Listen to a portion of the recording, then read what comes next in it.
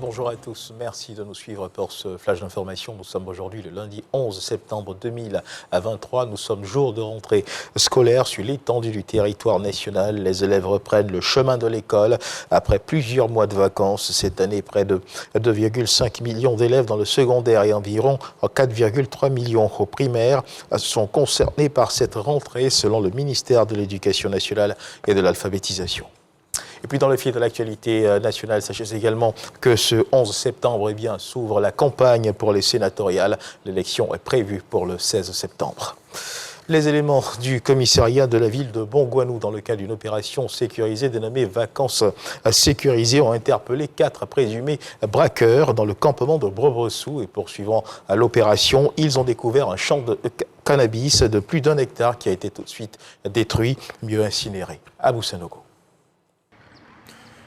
Une opération de bouclage menée par les hommes du commissariat de police de Bongouanou dans les villages d'Assaofoué et de Brebessou dans le cadre de l'opération de sécurisation Vacances sécurisées a permis de mettre fin aux activités de 4 présumés braqueurs qui ont longtemps troublé la quiétude et la tranquillité de ces 2 villages.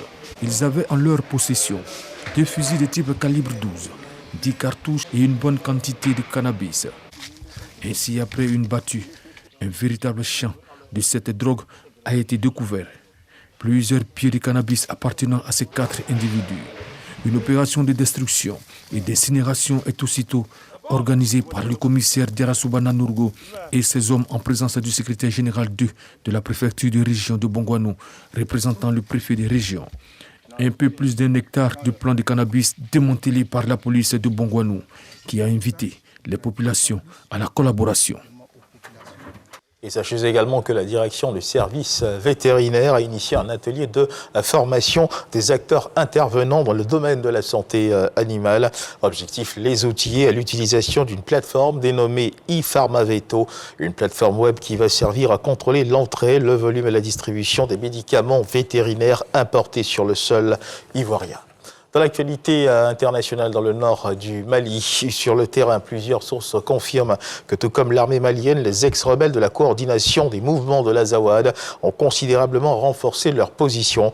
Dans un communiqué, la coordination des mouvements de l'Azawad affirme qu'à l'aide de sa défense contre avion, elle a abattu ce week-end dans le nord du pays un avion de l'armée malienne qui aurait attaqué une de ses positions. Et pour l'instant, le gouvernement malien n'a ni confirmé ni infirmé l'information. Toujours dans l'actualité internationale du côté du Gabon, le nouveau Premier ministre qui dirige désormais le gouvernement de transition a annoncé hier 10 septembre 2023 pour la première fois un délai de transition après le coup d'État survenu le 30 août dernier qui a renversé l'ancien président Ali Bongo. Il pourrait être de 24 mois, cette transition donc, selon une déclaration de Raymond Ndong Sina à nos confrères de l'agence France Presse.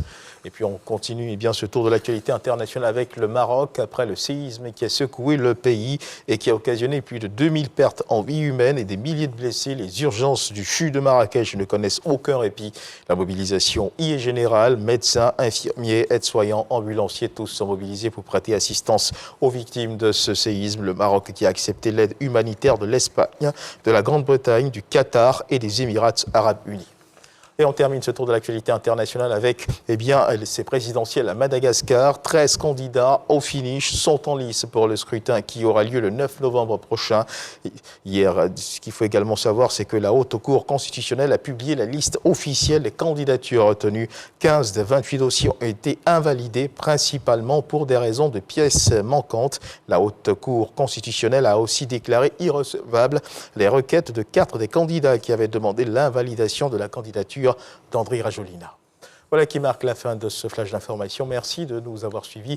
Je vous retrouve à 13h pour le journal.